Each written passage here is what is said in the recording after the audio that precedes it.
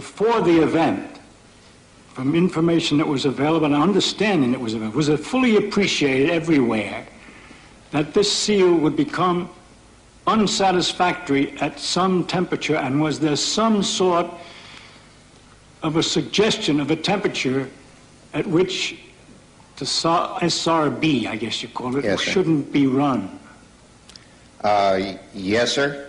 There was a suggestion of that. To answer the first question, given the configuration that we were in, that the seal would function at that temperature. That was the final judgment. But Commission member Richard Feynman, after examining the O-ring, had a surprise. Oh, I took the stuff that I got out of your seal and I put it in ice water.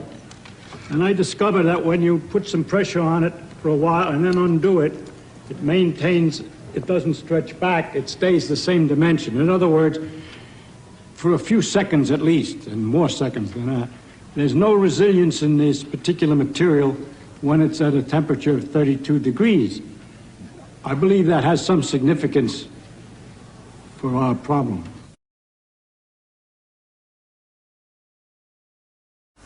The report on the space shuttle disaster is now in President Reagan's hands, and the public will get a look at it on Monday. Tonight, CNN's John Holloman reports some hard-fought battles among members of the investigative commission that wrote the report.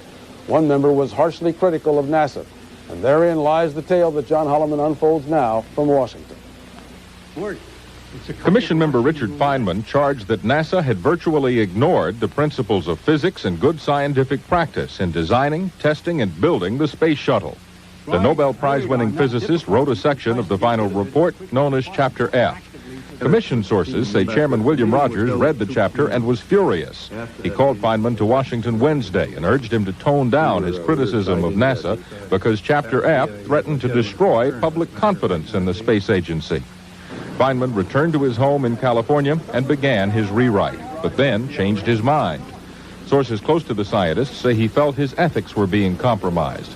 He sent a message to Rogers threatening to resign from the commission and demanding his name be taken off the final report if his chapter was not included in its entirety.